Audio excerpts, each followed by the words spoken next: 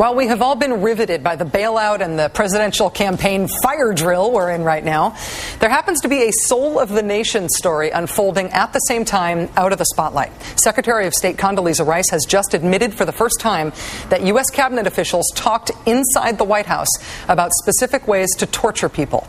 Rice and her legal advisor yesterday admitted it in writing to the Senate. We know the officials in the torture discussions included Rice and John Ashcroft.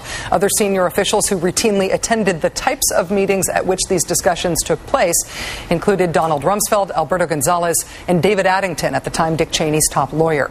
We don't yet know if the discussions also included the president or the vice president. Because torture is, of course, a violation of the Geneva Conventions, and because we have a law in this country that criminalizes violations of the Geneva Conventions, I think it means we just can't get this issue behind us, even though we're into a new election cycle now. There's supposed to be prosecutions for things like this. I think of myself as kind of a national security voter, and I therefore really want to see a presidential debate tomorrow on foreign policy, which is what it's supposed to be about. Because national security gone haywire, issues like this, like torture, still define who we are as a country. It's still unfinished business. Would you agree a dunk in water is a no-brainer if it can save lives? Well, it's a no-brainer for me, but for a while there I was criticized as being the vice president for torture. We do not condone torture. We do not torture. Footnote, as we define torture, which means exactly what we wish it to mean and nothing else. That was a clip from the Oscar-winning documentary Taxi to the Dark Side, which explores the Bush administration's abuse of power in the name of national security. Taxi to the Dark Side debuts September 29th on HBO. Joining us now, the Oscar-winning director of Taxi to the Dark Side, Alex Gibney. Hi, Alex. Thanks for joining us. Hi, Rachel. Good to be here. We maintain all these prisons around the world now, with thousands of people in them. Military prisons, even still some CIA prisons, apparently. Is this issue over now that we're on to McCain, Obama, and we don't really talk about the Bush administration anymore?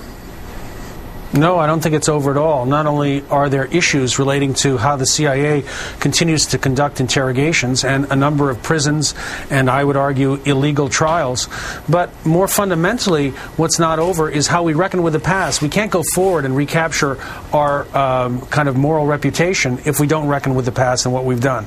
The administration's take on this has been that it's been a few bad apples who mistreated prisoners and that they've been prosecuted. Should policymakers be prosecuted? Could they be?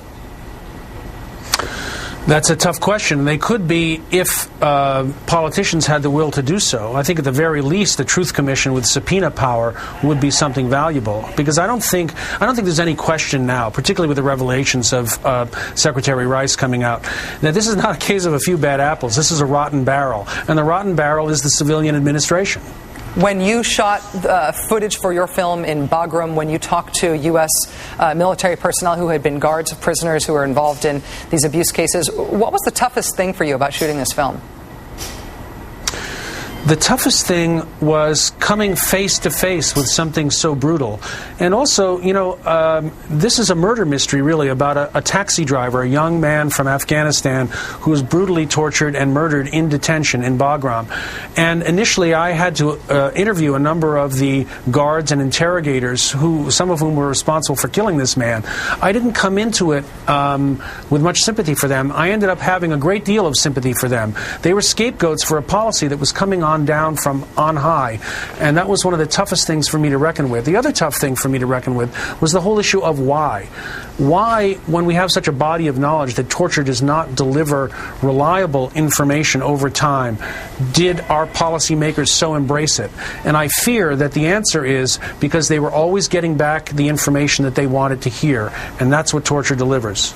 Alex Gibney, director of the Oscar-winning documentary Taxi to the Dark Side. It debuts Monday, September 29th on HBO. Alex, congratulations on the success of the film, and thanks for joining us. Thank you so much, Rachel.